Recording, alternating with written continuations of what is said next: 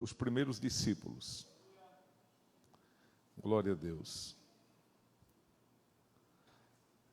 Todos encontraram? Então vamos à leitura. Lucas capítulo 5, versículo 1. E aconteceu que, apertando a multidão para ouvir a palavra de Deus, estava ele junto ao lago de Genezaré. E viu estar 2 barcos junto à praia do lago, e os pescadores, havendo descido deles, estavam lavando as redes. E entrando num dos barcos, que era o de Simão, pediu-lhe que o afastasse um pouco da terra. E assentando-se, ensinava do barco a multidão. E quando acabou de falar, disse a Simão: Faze-te ao mar alto e lançai as vossas redes para pescar. E respondendo Simão, disse-lhe: Mestre, havendo trabalhado toda a noite, nada apanhamos, mas sobre tua palavra lançarei a rede. E fazendo assim, colheram uma grande quantidade de peixes, e rompia-se-lhes a rede. E fizeram sinal aos companheiros que estavam no outro barco para que os fossem ajudar. E foram e encheram ambos os barcos de maneira tal que quase iam a pique. E vendo isto, Simão Pedro prostrou-se aos pés de Jesus, dizendo: Senhor, ausenta-te de mim, que sou um homem pecador. Pois que o espanto se apoderara dele e de todos os que com ele estavam, por causa da pesca de peixe que haviam feito. E de igual modo também de Tiago e João, filhos de Zebedeu, que eram companheiros de Simão. E disse Jesus a Simão: Não temas, de agora em diante serás pescador de homens. E levando os barcos para a terra, deixaram tudo e o seguiram. Amém? A igreja pode sentar em nome de Jesus. Glória a Deus. Então, os primeiros discípulos, né? Jesus estava iniciando a obra, iniciando o seu ministério, e ele começou a buscar os discípulos, que seria num total de 12, os apóstolos. E, curiosamente, irmãos, de uma forma assim bem, digamos, até bastante curiosa, Jesus foi lá no mar escolher pescadores, né? Então, os primeiros discípulos escolhidos por Jesus, eles eram pescadores. Uma profissão boa, honesta, digna, né? Mas uma profissão que não exige muita sabedoria, muita intelectualidade. Então, para uma pessoa ser pescador, ele não precisa ter curso, faculdade, diploma, né? Então, o pescador, geralmente, ele aprende essa prática com o pai. Geralmente, o pai era pescador, ele começa a ir para o seu trabalho, e quando o filho cresce um pouquinho, o pai começa a levar o filho junto, e aí o filho ele vai aprendendo essa profissão com o pai. Muitas profissões, elas são aprendidas com o pai, né? E principalmente o judeu, irmão. O judeu é uma nação, é um povo muito diferente das maiores ou das muitas nações existentes na terra. Todo judeu ele prepara o filho profissionalmente.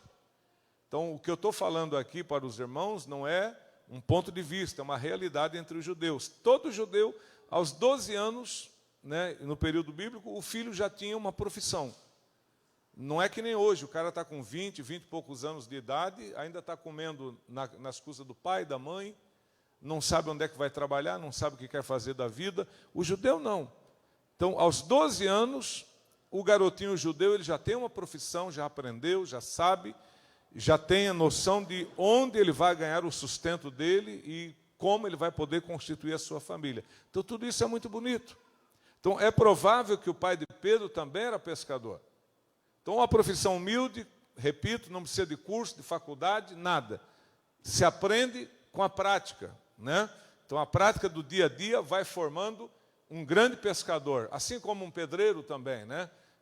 A maioria dos pedreiros aprenderam com o pai, ou então vão trabalhar de servente e começa a servir ali o pedreiro e começa a ver como é que faz um esquadro, como é que tira um nível, como é que faz uma caixaria, um concreto, levanta um tijolo, e o cara aprende, se torna um baita de um pedreiro que é capaz de construir um prédio, sem nunca ter passado numa faculdade, só com a prática e a experiência, né, do tempo de vida que a pessoa tem. Então Pedro era um baita de um pescador, Tiago, João, baita de pescadores, André, pescador do bom. E foi lá que Jesus foi escolher os seus primeiros discípulos, né? Ele poderia ter ido, irmão, numa escola de profetas. Lembra que o profeta Elias e o profeta Eliseu tinham escola de profetas? Os caras ficavam lá, né? Igual hoje. A grande maioria das igrejas tem seminários, né? Igrejas como a nossa não temos, igreja pequena, né? Mas tipo, você fala de uma igreja Assembleia de Deus, uma igreja batista, uma igreja presbiteriana, uma igreja grande, que tem uma estrutura grande, tem seminário. Os pastores são formados de forma teológica nos bancos do seminário. Agora, ter formação teológica em um seminário não significa ter a escolha de Deus. Porque pastor, irmãos, não é tipo igual matemática, 2 mais 2 é 4. Se você colocar o resultado certo, pronto, não tem erro. Pastor, irmão, é vocação, né? Veja bem que uma pessoa que ela não é vocacionada, que ela não tem, um dos atributos do pastor, tem que ser um cara de paciência. Tanto que a Bíblia diz que o homem de Deus, ele tem que ser apto para ensinar e ser manso com aqueles que resistem. Então, uma das qualidades que o pastor tem que ter é mansidão. Então, pastor que não é manso, pastor que é irado, pastor que perde a cabeça, né? Quem esquenta muito a cabeça, como diz o ditado, é palito de fósforo. Então, pastor que é muito irado, que perde a cabeça, que perde o controle emocional com muita facilidade, que ninguém pode contrariar ele, que ele fica nervoso, não tem a aprovação de Deus. Então, cursar um seminário, ter uma formação teológica, não significa que a pessoa tenha a aprovação de Deus, né? Tanto que a experiência que a gente vê ao longo dos anos é isso aí, né? Então, a prática que vai nos aperfeiçoando, teoricamente, tudo é fácil, irmão, né? A gente vê, eu estava escutando um cara falar num podcast, ele falou, você sabe qual é o cheiro do espaço? Aí, ninguém imagina o cheiro do espaço, né? O espaço tem cheiro, espaço é o vácuo, esse negócio tem odor. Aí os caras não sabiam deles, o cheiro do espaço é cheiro de queimado. Aí ele começou a explicar, aí apareceu um monte de gente, irmão, que nunca nem de avião andou, querendo saber mais do que o cara que estava explicando uma coisa que ele trabalha e vive nisso. Então a gente vê que teoria é uma coisa, irmão, teoricamente é fácil, agora na prática é difícil. Não sei se os irmãos entendem que a prática não é tão fácil quanto na teoria. Amém, meus irmãos? Então, Jesus foi ali, junto ao mar da Galileia, escolher os seus primeiros discípulos, pescadores, homens experimentados, trabalhadores. Aliás, Jesus, assim como no Novo Testamento, como no Antigo Testamento, Deus nunca chamou pessoas desocupadas. Jamais, irmãos, né? A igreja que eu me converti era uma boa igreja, mas ela tinha uma cozinha e ela tinha lá um puxadinho e ficava lá uns 3, 4 irmãos dormindo na igreja, comendo campanha do quilo que os irmãos traziam, e aí chorava para um, ganhava um pedacinho de frango de um, do outro, comia. O que vocês estão esperando? Estamos esperando o chamado da obra. Esperar o chamado da obra, irmão, comendo cesta básica e carne ganhada, será que é isso que realmente Deus quer de nós? Será que Deus não pode chamar o cara que está lá atrás de uma máquina, de um balcão, que está dentro de uma entidade como um banco, ou seja lá, num hospital, numa unidade de saúde? Será que o trabalho impede Deus de chamar alguém?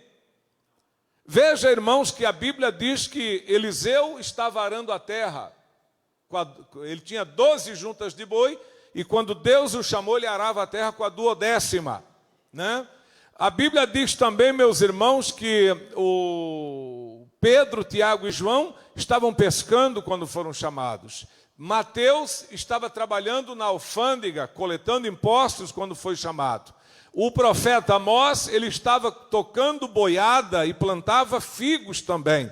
Ele era plantador de sicômoros, que é o figo, né? E ele tocava boiada. Deus foi lá e disse, passa à frente do gado e vai e profetiza a minha palavra. Até foi uma surpresa para o profeta Amós, tanto que em Amós 7,14 ele diz, eu não era profeta, não era filho de profeta, ou seja, na minha família não tem na genealogia nenhum profeta, mas Deus me chamou. Então o trabalho, irmãos, nunca impediu Deus de chamar alguém. Você pode estar na enxada, na foice, no martelo, na colher de pedreiro, você pode estar lá na mesa cirúrgica fazendo uma cirurgia, você pode estar ocupando qualquer espaço no mercado de trabalho, mas se Deus tiver uma obra com você, Ele te chama onde você estiver. Quem crê assim, levante a sua mão e diga amém, Jesus. Principalmente para quem é casado, né, irmão? Quem casa, o compromisso de sustentar uma família. Então a gente não pode ficar, vou esperar Deus fazer alguma coisa. Comece você fazendo a tua parte. Né? E aí no tempo de Deus Ele faz a parte dele. Então isso é muito importante, nós começar a fazer a nossa parte. Casou, irmão? Beleza, tem uma esposa, apareceu um filhinho, que bênção, graças a Deus. Arregaçar a manga, batalhar, correr atrás, trabalhar, né? Fazer aquilo que está ao alcance da gente, o que a gente não puder fazer, Deus faz pela gente. É assim que funciona, né? Então Jesus estava na praia, Mar da Galileia, foi na quarta-feira, o presbítero Gerson pregou aqui falando sobre o Mar da Galileia, né? Esse mar aqui, ele era muito rico, era e é muito rico em peixes, né? Na verdade, não chama mar, mas a água é doce, porque se você olhar no dicionário, mar é um grande ajuntamento de águas. Então, quando a gente fala mar, para nós aqui, a nossa cabeça pensa assim, é água salgada. Mas, na verdade, mar significa um grande amontoado de águas. Então, o Mar da Galileia, ele é um grande lago de águas doces, rodeado por montanhas, né? E muitas cidades ao redor do Mar da Galileia ali, grande quantidade de pescadores que tiravam da pesca o seu sustento, a sua vida dependia da pesca. E dentre os muitos pescadores existentes naquelas colônias ali, estava Pedro, Tiago, João, André, que eram pescadores, e eu estava ali para mais um dia de trabalho, irmãos. Né? Trabalharam a noite toda, conforme diz a Escritura, não pegaram nada. E o trabalho do pescador, irmãos, ele não termina quando ele recolhe a rede. O trabalho do pescador só vai terminar depois que ele lava as redes e que ele conserta as redes, porque numa pesca a rede pode rasgar, pode haver uma ruptura, então isso aí tem que ser observado. Lava-se a rede, tirando tudo aquilo que, né, é tipo de sujeira, pedaço de pau, folhas, limo e essas coisas que atrapalham a pesca, e se houver alguma ruptura, conserta. Era isso que Pedro e os companheiros estavam fazendo, estavam ali ancorados, lavando as redes, consertando, e lá na areia Jesus pregando. Uma multidão, irmãos, o que me chama a atenção é que a Bíblia diz que a multidão apertava Jesus para ouvir a palavra. Poxa, pelo menos alguém com interesse na palavra de Deus. Amém? Tinha gente que vinha para tomar vinho, tinha gente que vinha para comer pão e peixe, tinha gente que vinha para ser curado de uma doença, para resolver um problema. Teve um até que veio para Jesus dividir a herança dele com o irmão, né? Mas esses aqui estavam ali ouvindo a palavra, irmãos. Querido, eu gostaria do profundo do meu coração que o que trouxe você aqui nessa noite, pode haver N motivos, mas eu gostaria que a principal razão, causa que trouxe você aqui nessa noite é ouvir a palavra de Deus. A palavra de Deus é vida. A palavra de Deus, ela tem um poder renovador nas nossas almas. A palavra de Deus, ela transmite a fé. A Bíblia diz que a fé vem por ouvir e ouvir pela palavra de Deus, irmãos. A Bíblia diz, quem tem ouvidos, ouça o que o Espírito diz à igreja. Então vamos ouvir a palavra de Deus. A multidão ali, todo mundo querendo ouvir a palavra, começaram a apertar Jesus. Foi nesse momento que Jesus foi se retirando, entrou em um dos barcos. O barco era de Simão, o Pedro. Quando Jesus entrou no barco, o Pedro estava ali dentro, fazendo a limpeza das redes. E aí Jesus disse para Pedro assim: afasta o barco. Olha só que coisa, que pedido inusitado, né? O Pedro está doido para ir para casa. Irmão, uma pessoa trabalha a noite toda, né? Frustrado como estava porque não pegou nada. Tu acha que ele quer afastar barco da areia e dar tempo para pregar, escutar o que tem? Ele quer ir para casa. Mas Jesus disse: afasta o barco, e Pedro obedeceu, irmãos. Eu tenho para mim que Pedro estava com um olho na rede e um olho em Jesus pregando, irmãos. Amém? Olhar na rede para ver se ela estava ficando limpinha e os ouvidos atentos à voz de Cristo. Quando Jesus pediu que afastasse o barco, ele afastou imediatamente. E a Bíblia diz que Pedro tendo afastado o barco, Jesus se assentou. Era costume, irmão, na época, ensinar sentado. Então era um costume, né? Veja que Jesus está no monte lá da Galileia, está sentado. Então era um hábito, o mestre sentava. Por quê? Porque a conversa era demorada, irmão. Não era uma pregaçãozinha de 30 minutinhos, como a gente faz aqui, 40 minutinhos, não. Lá, o negócio era demorado. Jesus sentou, a multidão em pé na praia. Pedro entendeu, o negócio vai pegar agora. Mas Pedro ficou firme.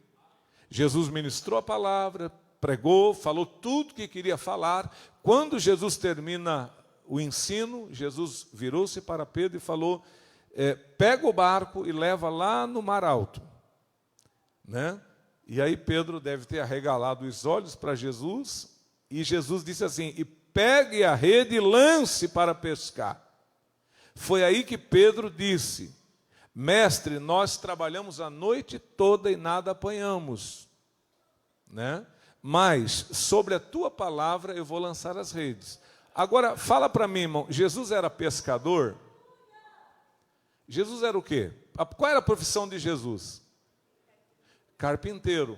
Carpinteiro tem alguma coisa a ver com pesca, irmão? Nada. Pedro, se ele fosse um cara meio incrédulo, ele poderia dizer assim: escuta, até onde eu sei, o senhor é carpinteiro. Então o negócio é prego, martelo, serra, madeira. O senhor conhece bem de madeira. De pesca, quem entende sou eu. Mas Pedro, irmão, se deixou guiar por um carpinteiro. Porque Pedro viu que Jesus tinha algo diferente na vida dele. A mensagem que Jesus pregou, irmãos, moveu de uma forma tão grande o coração de Pedro, que ele não resistiu. Ele não argumentou, ele não tentou se esquivar, escapar do pedido de Jesus, mas quando Jesus pede, ele atende prontamente. Por quê? Porque a essas alturas a palavra de Jesus pregada já tinha feito efeito no coração de Pedro. Quando a palavra entra no nosso coração, irmãos, a gente não resiste.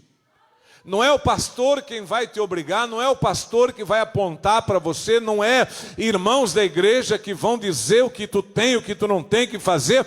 Quando a palavra de Deus entra no nosso coração, é a palavra de Deus que passa a dirigir a nossa vida, meus irmãos. Eu, quando aceitei Jesus, irmãos, um dia de crente, ninguém mais precisou falar para mim o que eu tinha que fazer. Aceitei Jesus domingo à noite, segunda-feira, já estava crente, sabendo tudo que tinha que fazer. Como é que pode, pastor? É Deus, irmãos. Então, quando a palavra de Deus, ela nos convence, a gente não resiste. Sabe por que você, às vezes, discute com o pastor? E, às vezes, tu quer saber mais do que o pastor, quer argumentar com o pastor? É porque a palavra de Deus ainda não entrou no teu coração. Porque quando a gente está com o coração numa coisa, irmão, né, é um exemplo do trabalho secular da gente. Você está lá trabalhando. Se realmente você ama o que você faz, o patrão diz: faz aquilo ali, você faz. Faz aquilo lá. Agora, quando você não está com o coração no trabalho, o patrão manda, tu faz corpo mole, reclama. Não é minha obrigação. Não é assim que as pessoas começam, irmão? Não fui contratado para isso e não sei o quê. Por quê? Porque você não está com o coração naquilo que você faz. E quando o crente está com o coração nas coisas do mundo, o pastor pode falar o que quiser. O pastor pode se ajoelhar para ele dizer, irmão, faz. Ele não faz. Por quê? O coração não está na palavra, meus irmãos. Para quem acha os mandamentos de Deus pesados, João disse, o evangelista João escreveu, os mandamentos de Deus não são pesados para quem o ama. Você que acha a palavra de Deus pesada, difícil, pastor, é muito estreito, é muito difícil. Quem ama a Deus não acha os mandamentos de Deus pesados. Quem ama a Deus, a palavra de Deus traz alívio, traz paz, traz esperança. Quem ama a Deus, a palavra de Deus acrescenta a sua fé.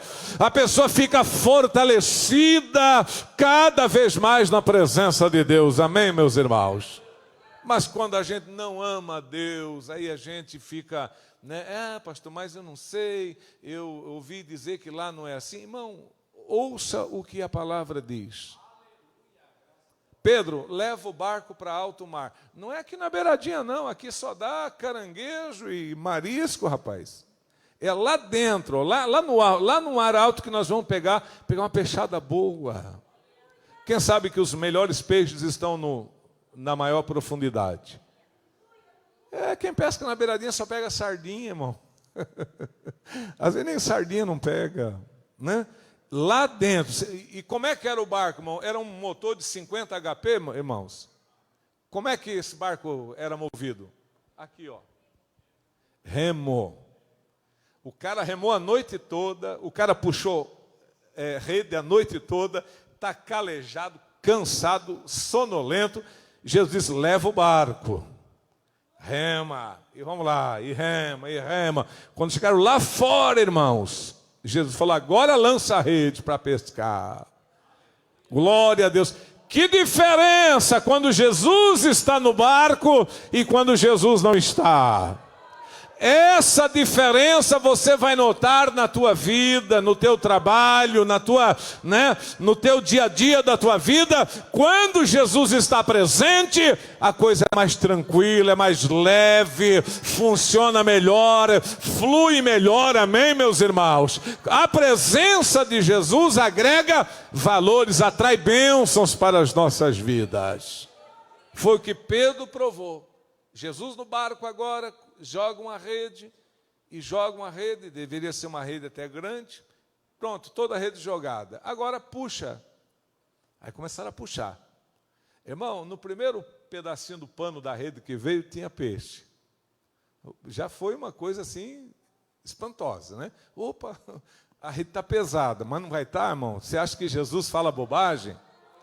Ô querido, acredita na palavra, nós não estamos aqui brincando, irmãos. Mas isso aqui é a palavra de Deus que está sendo ministrada. Irmão, se Jesus disser para fazer, pode fazer que dá certo. Pode ir que a vitória é tua em nome de Jesus. Aí começa a puxar a rede, começa a vir peixe. E peixe, e peixe, um maior, outro menor, e outro maior, outro menor. E peixe, peixe. Daqui a pouco o barco de Pedro está como? Cheio. E os irmãos sabem que tem essa disputa, né? Imaginem. Né? Os caras só falta. Quem sabe tem gente que corta a rede um do outro. Quem sabe tem gente que rouba a rede um do outro. Tem essa disputa, irmão. O cara deixa a rede lá, se ele não ficar cuidando, alguém rouba. Rouba os peixes, rouba a rede, rouba tudo. E tem essa disputa. Pois quando Jesus está no barco, não precisa ter disputa. A bênção vem sem que você precise ser desleal, desonesto, né, ser uma pessoa traiçoeira, enganar. Quem tem Jesus não precisa passar a perna em ninguém. Deus abençoa naturalmente, irmãos. O barco de Pedro estava cheio e estava quase indo a pique. E a rede, onde é que estava? Parte dela estava dentro da água ainda, cheia de peixe. Aí não teve outra alternativa a não ser o quê? Chamar outro barco, que era o barco do João. O Pedro deu um assobio, deu um grito, sei lá o que ele deu, chamou o João, ei, traz o barco, tem peixe. Lá vem João com o barco dele, irmãos. Até então, rivalidade, competição, quem pega mais, vende mais, ganha mais. Mas com Jesus sobra até para dividir, irmãos. Glória a Deus, aleluia. Como Jesus Cristo é bom, meus irmãos. Com Jesus, se Jesus estiver com você, você vai ter até para dividir com as pessoas. Aleluia. Lembra daquele garotinho que tinha 5 pães e 2 peixinhos, irmãos? E de repente André localizou lá no meio aquele garotinho, e o Felipe estava ali também. Aí disseram para Jesus assim: Senhor, encontramos um menino que tem 5 pães e 2 peixinhos. E o que é isso para tanto, né? Não adianta nada no dizer de Felipe. Jesus pegou os 5 pães e os 2 peixinhos, deu graças. E a Bíblia diz que ali Jesus começou a distribuição, mandou todo mundo assentar em número de 50, e foi partindo pão, partindo peixe, enchendo o cesto. E quanto mais pão Jesus partia, quanto mais peixe Jesus partia, mais se multiplicava. Irmãos, comeram mais de 5.000 homens, fora mulher e criança, e sobraram 12 cestos cheios. Irmão, e pensar que começou com 2 peixinhos e 5 pães, irmãos. Mas quando Jesus está no barco, quando Jesus está na causa, quando Jesus está na direção, não vai faltar. Pode ser pouco, mas esse pouco vai ser o suficiente, e às vezes até sobra, meus irmãos. Minha mãe sempre dizia: pouco com Deus é muito, né? Então, sobrou peixe lá na rede, e aí chamaram o barquinho de João. João veio, encostou o barco e tal. Aí começaram a tirar o peixe da rede. A rede era de Pedro, e agora vai para o barco de João. Irmão, os 2 barcos ficaram cheios. Quem é que prestou atenção na leitura? E ficou tão cheio, irmão, que quase afundavam. Deve ter ficado assim, ó, bem na beiradinha da água, né? Qualquer movimento, ó, afunda. Chegaram lá na areia da praia, encostaram o barco. Pedro estava admirado. Pedro olhou para Jesus e disse: olha, afasta de mim que eu sou pecador. Pedro viu que estava ali alguém que era diferente. E Jesus falou: não, é assim, ó, vocês me seguem agora. Agora presta atenção, irmão. Antes o barco estava vazio, agora o barco estava cheio. Seguir Jesus de barco vazio é fácil. Não tenho nada para perder, então vou para a igreja porque não tenho nada para perder mesmo, né? Não vou perder nada, não tenho prejuízo em nada. Seguir Jesus de barco vazio é fácil. Igual a gente vê os testemunhos, né? Eu não tinha nada, eu comia do lixo, eu estava assim. Essas horas é fácil seguir Jesus. Muitos de nós, quando não tinha muita coisa, a gente era melhor crente. Hoje, que nós somos mais abençoados, às vezes nós estamos se tornando um crente ruim. Porque agora, quanto mais nós temos, mais difícil para seguir Jesus. Eu até queria ir no culto, mas eu tenho um compromisso. Eu até queria ir no culto, mas eu tenho uma graninha para ganhar. Eu até queria ir no culto, mas eu tenho um bico para fazer. Eu até queria ir no culto, mas eu tenho que fazer isso. Você veja, quando o barco estava vazio, nós tínhamos prontidão para seguir Jesus. Não tinha nada para deixar. Não é verdade, meus irmãos? Quem entende que os bens materiais se tornam um obstáculo? Pastor, não é assim. É assim. Jesus falou que é mais fácil um camelo entrar ou passar pelo fundo de uma agulha do que um rico se salvar. Rico não tem tempo para Jesus. O cara tem reunião, o cara tem projeto, o cara tem investimento, ele corre. Rico mesmo, ele trabalha sábado, trabalha domingo, viaja. Um executivo, irmão, o cara não tem tempo nem para a família, quanto mais para Deus. E nós, quando a gente não tinha nada, queridos irmãos, eu sou de um tempo, já falei aqui, não gosto de ser repetitivo, mas tem coisas que a gente tem que repetir. Anos 80, nós tínhamos na frente da igreja 20, 30, 40, 50 bicicletas. A igreja tinha correntes, passava aquela corrente em volta daquele monte de bicicleta e cadeava. A igreja era cheia. O cara vinha de bicicleta, trazia a mulher no bagageiro e o filho na garupinha, na cadeirinha. Vinha a mulher, às vezes um filho no colo da mãe, o outro na cadeirinha. Vinham 4 numa bicicleta.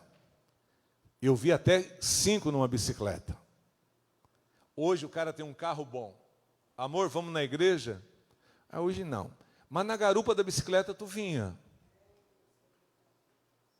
Na cadeirinha da bicicleta, tu trazia o teu filho. Hoje, no conforto do teu carro, tu não traz. Olha como nós mudamos, irmãos. Irmão, desculpa eu falar, mas muitos de nós vamos para o inferno por causa disso. Escreva o que eu estou lhe dizendo. Há uma frieza espiritual tão grande se abatendo no coração das pessoas que dizem ser povo de Deus, que eu me assusto, irmãos. Sabe, as pessoas sentem mais falta do celular do que ler uma Bíblia. As pessoas não ficam sem celular, mas ficam sem ler Bíblia, sem orar, sem vir na igreja. As pessoas ficam, sem fazer nada para o Senhor, mas não abrem mão do celular. Para muitos, o Deus dele é isso aqui, ó. Meu companheiro inseparável. Não é à toa que um dos lugares que mais estraga celular é vaso sanitário. O cara vai dar uma barreada, vai com o bichinho. Aí dá uma vacilada, o celular mergulha. Mas ele mete a mão lá e tira rapidinho, né? Esperança que não estragou, mas bem feito que estragou. Bem feito, vai gastar para arrumar agora. Rapaz, nós estamos deixando as coisas de Deus para trás. Hoje Deus tem te dado um carro bom, uma casa boa, roupa boa, comida boa. Você tem tudo do bom e do melhor, mas não tem tempo para Deus. O teu culto é um culto frio, gelado. Você vem, não todos, mas uma grande parte, vem quando é conveniente. Se tiver frio, não vem. Se tiver chovendo, não vem. Se tiver que andar um pouquinho mais, não vai. Olha, irmãos, nós precisamos nos converter de novo. Essa aqui é a verdade, irmãos. Precisamos nos converter de novo. Amém, meus irmãos? Glória a Deus. Há muitos anos atrás, acabava o culto, nós íamos empurrar a lambreta. Não tem mais lambreta, tudo carro bom. Olha lá os carros, tudo bom. Né? Antes, irmão, os carrinhos eram tudo velho. Quem lembra do irmão Gersino? Lembra do Passat dele? O Passat dele parece que o cupim comeu. Não tinha onde não tivesse buraco na lata. E eu chegava para o Gersino precisava dar uma ceia. Não vai comigo? Vamos, pastor. Pensa como aquilo fumava, aquele carro. Era aquela nuvem negra de óleo que saía pelo escape, né? O irmão Gersino com o Passat batendo biela. Vamos em Floripa? Vamos, ficamos... motor fundiu aqui em Itapema, ficamos na rua, dormimos na rua. A tribulação, né? Mas era assim, os irmãos, mesmo não tendo, tinham vontade. Sabe, irmãos? Né? Eu fui fazer um velório, fui fazer um culto fúnebre, foi eu com o pai do Natanael, o Chiquinho, ele tinha um Chevette, colocava 11 dentro do Chevette para vir para a igreja, 11 pessoas dentro de um Chevette. E aí fomos fazer o funeral lá no Itinga, Araquari já, lá, loteamento de São José.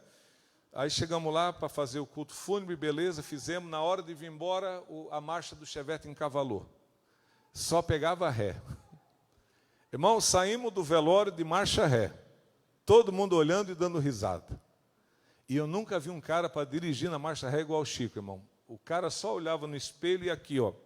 Eu, Chico e Leonides, marcha ré. O que o carro pegava de velocidade na ré, o Chico botava. Só pelo espelho. Viemos lá do loteamento São José. Ele deixou o Leonides em casa, lá na rua Porto Rico. Me deixou na minha casa. E depois foi para a casa dele. Eu acho que deu uns 15 quilômetros, 14, só na marcha ré. Mas as pessoas iam com vontade. Irmãos, quando a gente não tinha tanto, a gente era mais livre para servir a Deus. Você sabia que Deus não pode dar riqueza para a maioria das pessoas, irmãos? Você sabia disso? Então, seguir Jesus com o barco vazio é fácil. Pastor, estou desempregado, estou numa pior, estou passando fome. Moleza aí na igreja. Tá, Deus abriu a porta, começou a comer bem, vestir bem, tem um carrinho melhor, pode passear mais. Desapareceu da igreja. Irmão, seguir Jesus de barco vazio é moleza, né? Agora, deixar o barco cheio, tu consegue imaginar quanto valia aqueles peixes? Irmão, 1 quilo de tilápia beira R$40, né? E eram peixes bons, não era sardinha aqui não, que você compra aí por R$8 o quilo. Não era Paraty nem Gaivira que você compra por 15, 18 reais. Eram peixes bons, de água doce. Vamos colocar 30 reais o quilo, 2 barcos cheios. Tu consegue imaginar quanto de dinheiro tinha naquilo ali?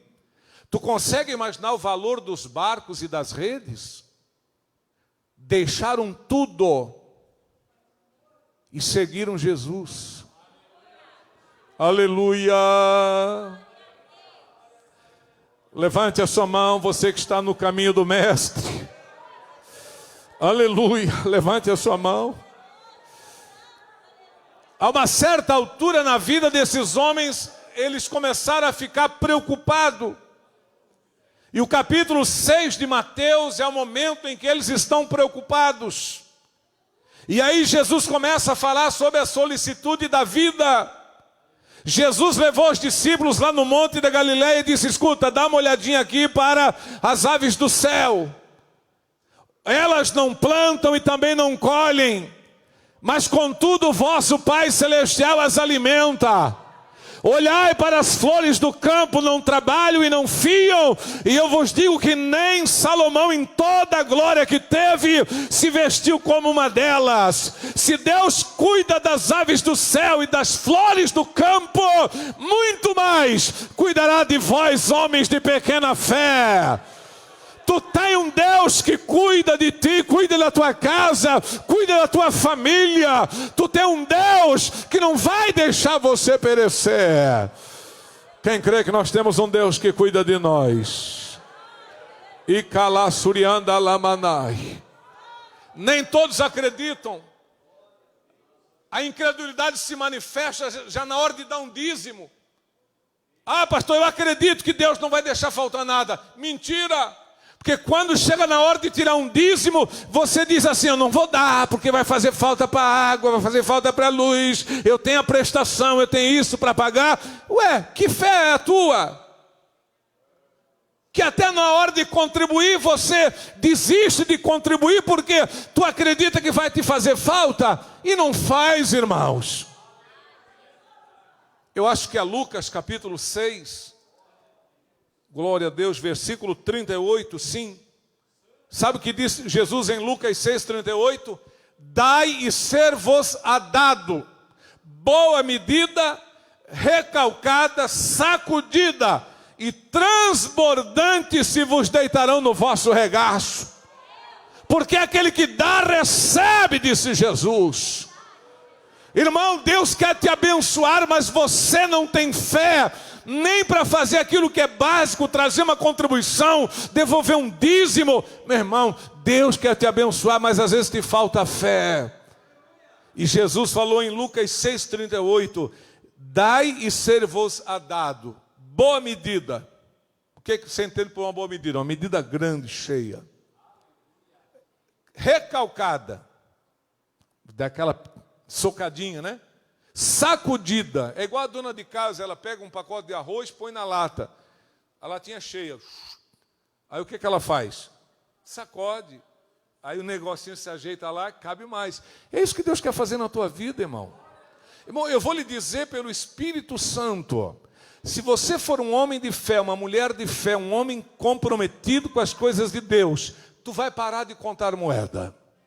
Vai, em nome de Jesus Cristo. Deus, Ele vai te abrir porta. Deus vai abençoar o teu dia a dia. Deus vai fazer com que a tua vida ela venha fluir de uma forma maravilhosa para a glória do nome do Senhor nosso Deus, irmãos. O nosso Deus, Ele é fiel, irmãos. Quem crê que Deus alimentou Israel no deserto com o maná? Quem crê? Qual é o trabalho que Israel tinha? Juntar, trazer para casa e preparar e comer. Sabe quantos anos eles comeram do maná? 40 anos. Isso é Deus, irmãos.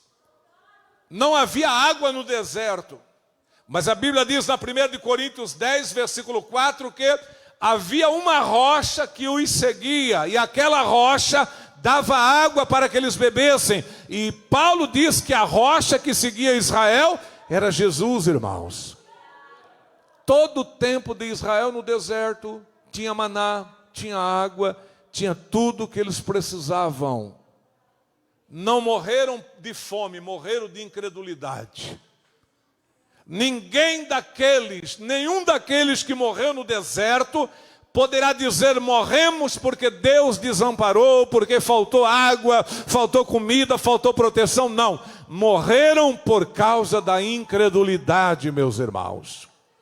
E aí Israel ficou 40 anos andando em círculo, irmão, né? Por que andar 40 anos em círculo? Porque Deus disse: essa geração que não creu na minha promessa não vai entrar na terra que eu prometi, com exceção Josué e Calebe. Aí Josué e Calebe andando 40, eles não precisavam andar porque eles não eram incrédulos, mas eles tiveram que suportar 40 anos do deserto para que os incrédulos morressem e não herdassem a promessa. Irmão, nenhum incrédulo tem parte com Deus, irmãos. Lembra do capitão do exército de Israel, quando Eliseu profetizou que haveria abundância? Está ali, irmãos, no segundo livro de Reis, capítulo 6, aliás, capítulo 7, segundo Reis, capítulo 7. O capitão chegou para o profeta Eliseu e disse: ainda que Deus faça janelas no céu, poderá acontecer o que você falou? Eliseu disse: Deus vai fazer, e tu vai ver com os teus olhos, mas não comerás daquilo que Deus vai dar, porque a bênção de Deus é para aqueles que têm fé, meus irmãos. Aleluia. O diabo quer que sejamos um crente covarde, mesquinho, incrédulo, desacreditado, um crente que não tem fé de orar, não tem fé de fazer uma campanha, não tem fé de fazer um jejum, não tem fé de trazer um dízimo. É esse o crente que o diabo quer dentro das igrejas. Mas em nome de Jesus, nós vamos vencer a vontade do diabo e nós vamos servir a Deus com alegria, fazendo aquilo que Deus quer que façamos, irmãos. Quem quer vencer o Satanás, levante a mão e diga glória a Deus. Como é que o diabo nos quer? Sem oração, sem jejum, sem contribuição, tomando a ceia uma vez ou outra, uma, 2 vezes ao ano, né? Eu sou crente, tomo ceia 2 vezes ao ano. É assim que o diabo gosta. Vença Satanás, irmãos. Amém, meus irmãos? É igual a história dos 2 capetinhas lá, que os irmãos, alguns já ouviram, outros não. Dois capetas se encontraram num domingo à noite. Um estava de terno, gravata, bem penteado, e o outro estava todo queimado, cabelo chamuscado, roupa queimada. O que estava todo queimado olhou para aquele que estava bem vestido e disse: de onde é que você está vindo? Ele falou: estou vindo da igreja. Ele falou: é da igreja? Achei uma igreja boa. O diabo dizendo que achou uma igreja boa. Aí, como é que é essa igreja? Rapaz, fui lá, olha, pregação não tem, oração não tem, glória a Deus, ninguém dá glória a Deus, o pessoal só fica no celular, conversando, andando para lá e para cá. É uma igreja boa, domingo que vem eu vou lá de novo. E aí o capeta que estava bem vestido, penteadinho, falou que estava todo queimado. E você está vindo da onde? Eu falei: estou vindo da igreja também, só que eu não achei uma igreja boa igual a tua. Entrei numa igreja, quando sentei, uma velhinha já de coque olhou para trás e começou: queima Jesus.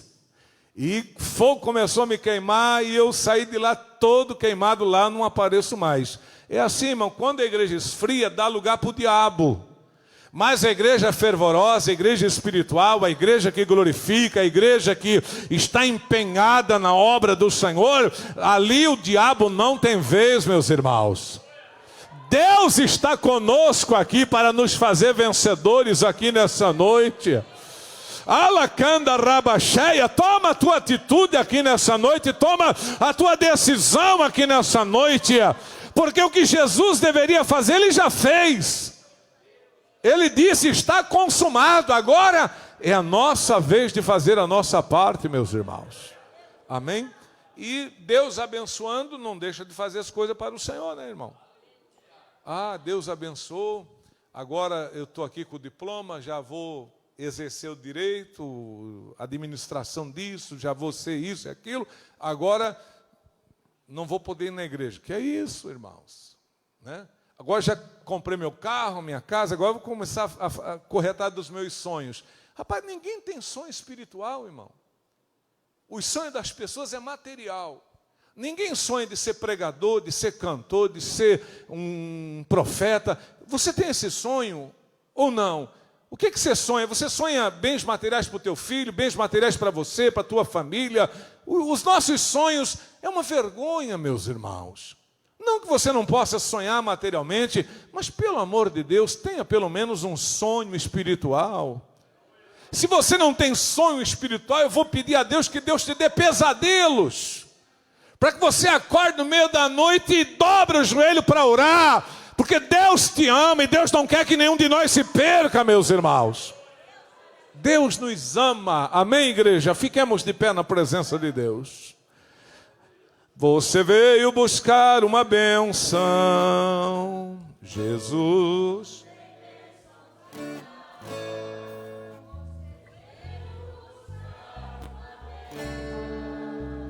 Peça, Jesus vai te dar.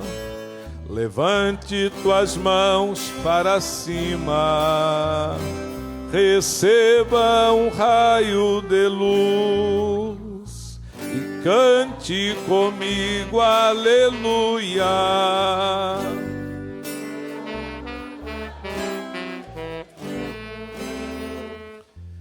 Cante comigo, aleluia.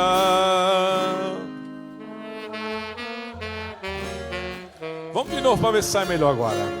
Você veio buscar uma bênção, Jesus tem bênçãos para dar.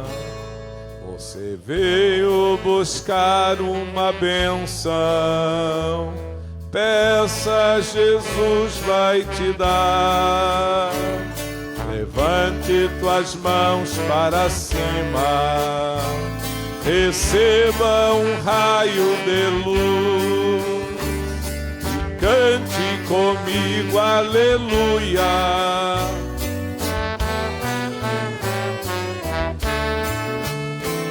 E cante comigo, aleluia.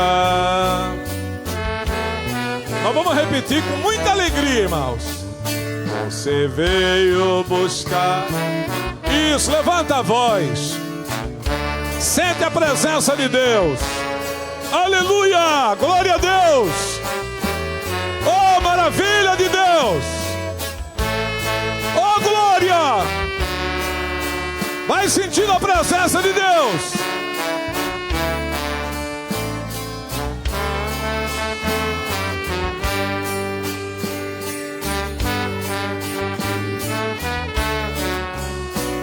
O dono da bênção é Jesus, e cante comigo, aleluia. De novo.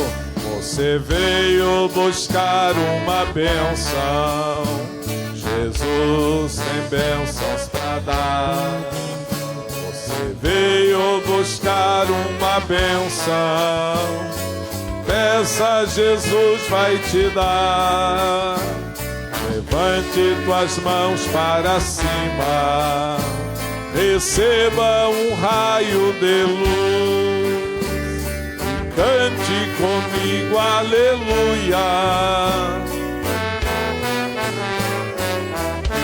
Glória a Jesus, cante comigo, aleluia. Amém, Jesus. Graças a Deus. Vamos fazer a parte das ofertas, irmãos. A palavra diz que Deus ama aquele que dá com alegria, né, irmãos? Vamos ofertar, irmãos. Deus tem sido bom. Pegue a tua oferta.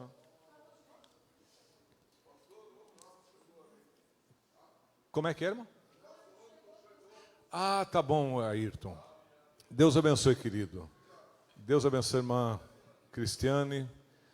Eles dependem do ônibus, né? Então vão ter que ser um pouquinho antes, mas Deus abençoe.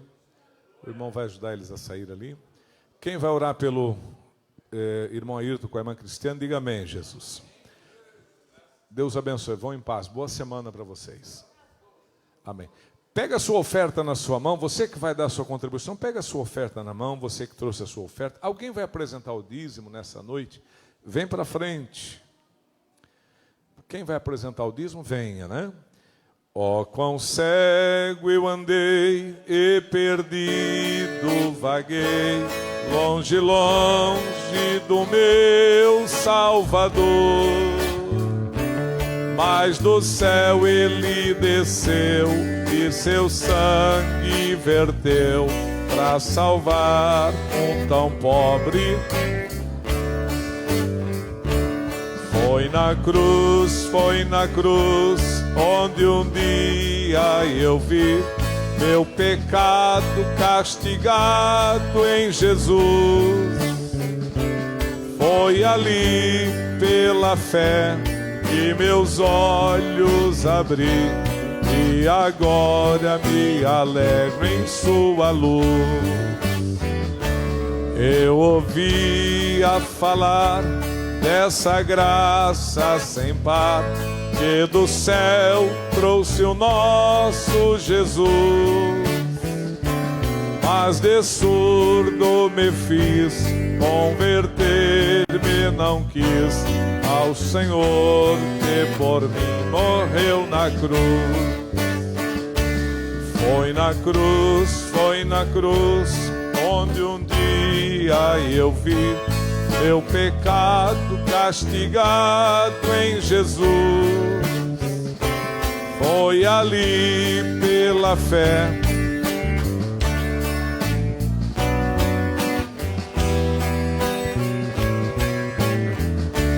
Vamos orar, irmãos. Maravilhoso Deus e eterno Pai que estás nos céus, em nome de nosso Senhor e Salvador Jesus Cristo, teu Filho amado, recebe as nossas ofertas aqui nesta noite. Abençoa os dizimistas que estão aqui recebendo a oração pela imposição das mãos. Abençoa os irmãos que fizeram a contribuição via Pix também, meu Deus, abençoa. Em nome do Senhor Jesus Cristo, meu Pai, abençoa e dá a vitória a cada um deles, é o que nós te pedimos e te agradecemos, em nome de Jesus. Amém, Jesus. Põe na salva, irmãos. Deus, senta um pouquinho, queridos. Glória a Deus. Me dá um envelopezinho aqui, fazendo favor. Falar aqui do envelopezinho do dízimo, irmãos. Você que é dizimista, leva o teu envelopezinho, traz a tua oferta. Esse envelope ele tanto pode ser usado para dízimo quanto para oferta também, né? Se tem alguém desempregado, faz um propósito com Deus, para Deus abrir a porta e você trazer uma oferta, trazer o teu dízimo. Deus responde propósito ou não, irmãos? Quem tem certeza que sim, diga amém, Jesus. Eu estava dando uma lida agora à tarde, já saiu essa semana, mas eu estava lendo hoje. Pode passar, querido. A partir desse ano aí, 2025, todo irmão que tiver movimentação na conta a partir de R$5.000, a Receita Federal vai bater em cima, olha só. Então, quando eles criaram o Pix, né, que é uma coisa boa, eu já falei, isso aí foi criado apenas para controlar a vida financeira das pessoas e cobrança de impostos. Não é uma coisa só do Lula, não. Isso aí, governo é assim, irmão. O Lula está exagerando, essa que é a verdade. Mas governo bom, o bom é Deus, irmão. Tá? O bom é Deus, não se ilude com... Bom é Deus. Então, o que acontece? Movimentou 5.000 na conta, se for pessoa física, 5.000. E pessoa jurídica, 15.000. Então, o fisco em cima, né? Eles querem imposto. O Brasil está afundado em dívidas, irmão. Eu não